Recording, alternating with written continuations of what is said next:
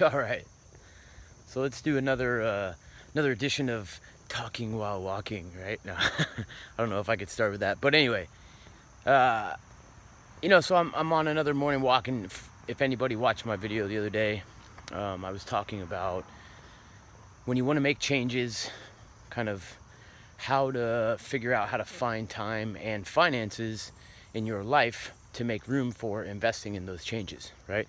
Because a lot of times people come up with that I'm too busy or I can't afford it to make these changes happen now, which really all that is it's just, for some people maybe that is true, but for most people really it's a priority issue.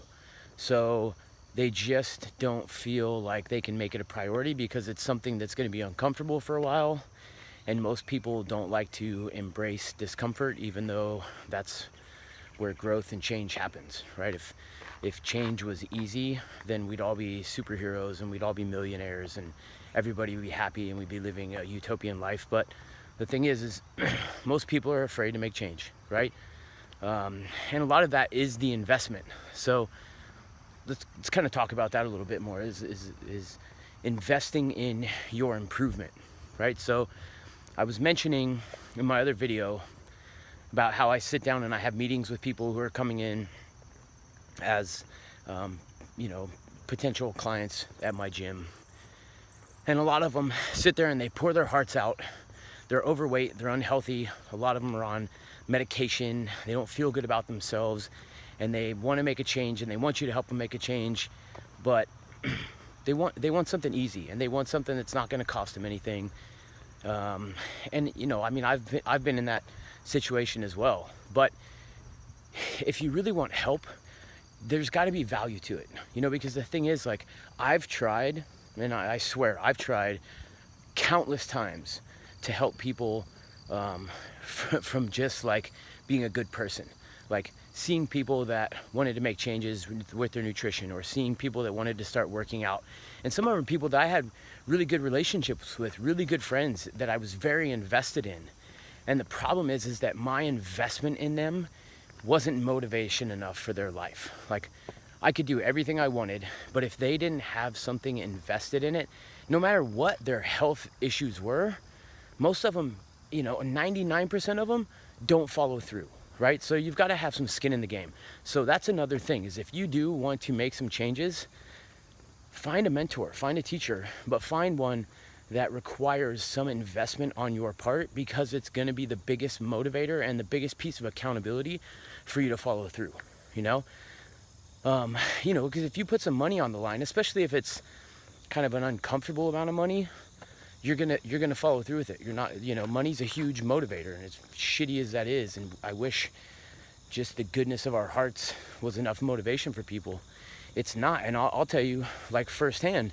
So starting this new, taking my career focus from, the 22-year tattoo career world that I've been in, and shifting it more towards what's just been a passion of mine for almost my entire adult life, with health and fitness, and creating a business with that. I knew, like, I have the technical ability. Like, I know how to coach people with strength conditioning and fitness. I know how to coach people on nutrition.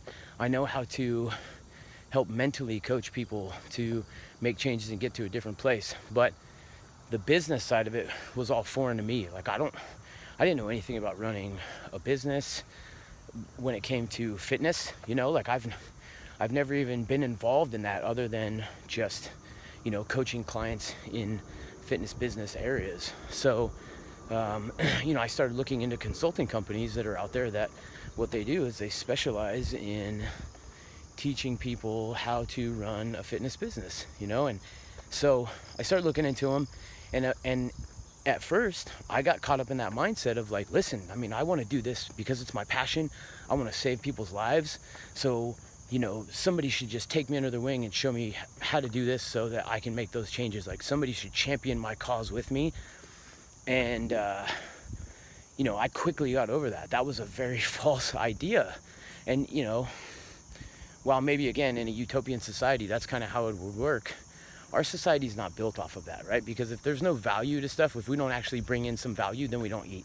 And if we don't eat, we wither and die. So it's just something to embrace. So eventually I found a company that I believed in, that was going to teach me, you know, good systems for my business, how to look at it from like day one all the way through my first couple years, and the steps I should take to be successful. And to me, the success isn't just, it's not making money, it's getting the business successful to where there's enough money that I can actually start giving more and more.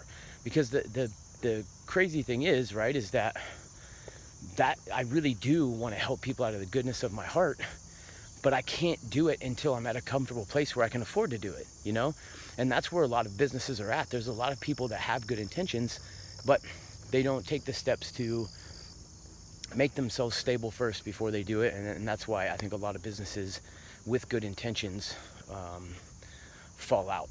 So, you know, this company was a significant investment. You know, it was like a short-term 4-month investment, and you know, it was consulting, it was support, it was education, but that money that I invested in it has been a driving factor. Like I've you know, dove deep into this, and I feel like over the last 2 months I've basically got an MBA in how to run a fitness business, you know?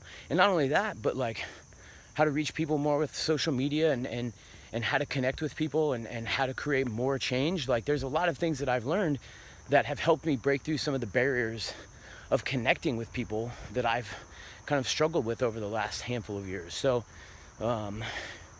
it was tough to make that investment. Like it was a hard pill to swallow, but as soon as I did it, I got into it. And within the first couple weeks of being into it, I knew the investment was worth it, you know? So, and it keeps continuing to be worth it. I feel like I've already gained so much more value than what I paid.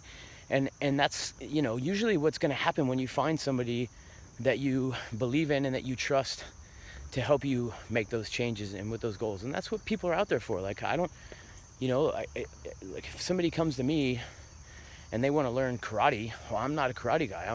I'm a Brazilian Jiu-Jitsu black belt, but they want to learn martial arts. Well, they better figure out which martial art they want. I can't tell them I'm going to teach them karate just because I'm a martial artist, right? Like I have my specialty. Karate guy has their specialty. So if they want to get better at that, they better go find that guy. And that's how everything in life is. And that's how I feel like I've been able to embrace learning so many things and changing so many aspects of my life and improving, is that while I have the drive and the dedication and I read like a madman, there's only so much you can do on your own. So I always like to have a mentor. I always try to stay in this cycle of learning from somebody, having people that I'm kind of on the same level with, that I can share with and that I can kind of test myself with, and then having people that I can teach and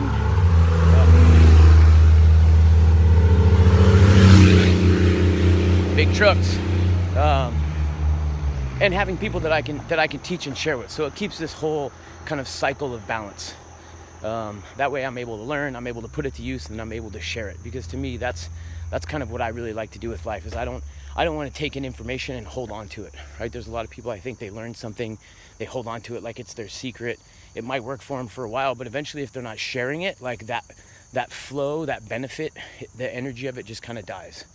So that's kind of why we're having this talk on this little video device out to the masses, right? Is just sharing some of the insights that I've had. And again, like, I'm not trying to plug my business. I'm just using examples of like things that, like struggles that I see people running into trying to commit to the changes that I offer, but then also relating them to like things that I've faced and how I've made those changes. And so, you know, if you watched that other video the other day, this might be a good addition to that information. If you're watching this alone, maybe it still helps out. But again, when you want to make those changes, like seek out the people that can help you make those changes, and then figure out how you can do it. Like figure out how you can make that money, figure out how you can find that time, even if it means cutting down, you know, 1 or 2 extra Netflix shows a week, or you know, cutting out that trip to Starbucks, or, you know, having some simpler meals at home, whatever it is. Like the time and the money is there. I promise you, it's just a matter of priorities. So that's another thing to think about, is it's not that you don't have time or money, it's that you need to adjust your priorities. So, you know, hopefully that makes sense. You know, since I'm taking these beautiful walks all the time, I'm going to keep putting them to use. So hopefully you enjoy the video. If you like it, share it with somebody you think can get some benefit from it. Other than that, hope you have a wonderful day. Looks like it's going to be a beautiful Sunday here, so I'm going to enjoy this walk, go home and spend some time with my kids, and see you later.